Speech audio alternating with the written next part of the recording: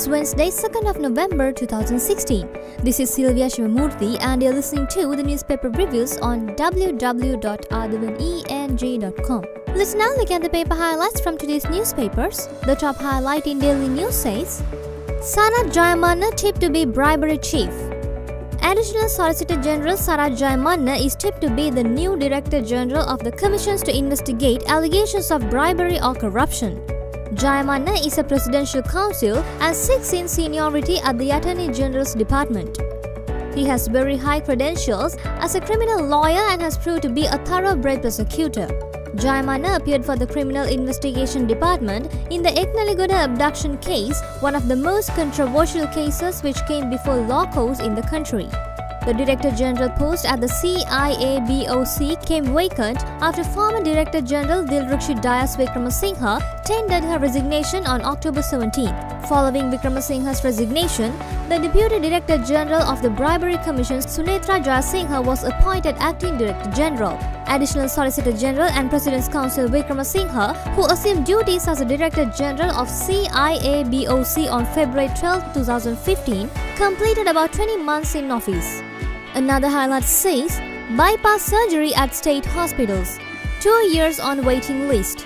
A person has to be in the waiting list for 2 years for a bypass surgery in a state hospital in Sri Lanka, while they have to be in the waiting list for 6 months for a stenting, Health Deputy Minister Faisal Qasim said. The Deputy Minister said many people buy drugs from private pharmacies as they feel getting it from the state hospital is a hassle. The highlight in the middle says, College Prefect held for assaulting student. Officers of the Kandy Children and Women's Bureau of Police took into custody yesterday a prefect of a leading school in Kandy for allegedly assaulting and injuring a grade 6 student at the school premises. The assault had taken place during the school assembly in the morning.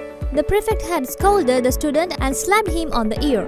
The injured student was admitted to Kandy Hospital for treatment. In a similar incident, 7 cadet cops of the same school were held for assaulting a student inhumanly a few days ago. Another highlight says, Mahendran expected to return. Former central bank governor and chief of the government's 5-year economic development program, Arjuna Mahendran is expected to arrive in the country tomorrow. Mahendran left for Jakarta, Indonesia, several days ago to attend a wedding. And the highlight at the bottom says, unfair to connect PM to alleged bond scam, says Dayasiri. Sports Minister Dayasiri Jayasekar said that it was unfair to connect the name of Prime Minister Ranil Vikramasinghe to the alleged bond scam since there are enough evidences to prove the negligence of the former central bank governor and the former officials of the central bank. He made this observation at a media conference yesterday at the Sports Ministry Auditorium. Let's now move to the paper highlights in Daily Mirror. The top highlight says, Inspectors General to monitor foreign missions. The Foreign Affairs Ministry has sought to appoint Inspectors General to monitor the work of Sri Lanka's missions abroad and report on the progress. Minister Mangala Samarveera, in his cabinet paper on this matter, says a committee to study and report on the rationalization of Sri Lanka's diplomatic and consular representations abroad has been appointed.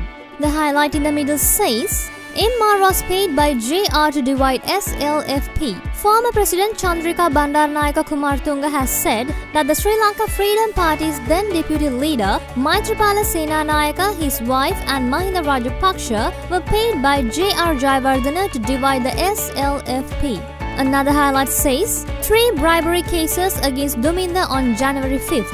Colombo Additional Magistrate Aruni Atigala yesterday directed prison's chief to produce Duminda Silva in the Colombo Chief Magistrate Court on January 5th for the hearing of 3 bribery cases filed against him on charges of not declaring his assets and liabilities for 3 years. There's another highlight which says, Gammanpilla seeks permission to travel abroad. Parliamentarian Udaya Gammanpilla yesterday sought permission from the Colombo High Court to travel abroad. And the highlight at the bottom says, SLFP Committee to review COPE report. A committee appointed by the SLFP Central Committee, chaired by Transport and Civil Aviation Minister and Senior Vice President of the party, Nimal Siripala de Silva, will review the COPE report and its recommendations and decide the next course of action, General Secretary of the UPFA and Aquatic Resources Development Minister, Mahinda Amarveera said. And now let's move to the paper highlights in Ceylon today. The top highlight says, acquittal of 6 soldiers in Kumarapuram massacre case. AG appeals Anuradhapura High Court jury decision. The Attorney General has appealed to the Court of Appeal against the Anuradhapura High Court jury decision by which 6 former corporals of the army were exonerated and acquitted in a case where they had been charged with the murder of 24 Tamil civilians and injuring another 25 by shooting at Kilivetti in Kumarapuram, Trincomalee. The appellate court decided to hear the Attorney General's appeal on 22nd of November. The highlight in the middle says, interim report to Parliament soon. An interim report will be submitted to Parliament shortly based on details that have thus far been presented towards the formulation of a new constitution. And the highlight at the bottom says, disabled soldiers win pensions battle. The government has given in to the demand made by the disabled soldiers who were protesting on the street, thereby causing a major traffic jam in Olcott Mawatha, Colombo yesterday. The protest was to demand pension increments. Disabled soldiers and military officers who have not completed 10 years in service, as well as soldiers in other ranks, will be receiving pension increments in February next year, the Ministry of Defense said. That's all for today's newspaper highlights, and we'll get back to you with more news tomorrow. Thank you.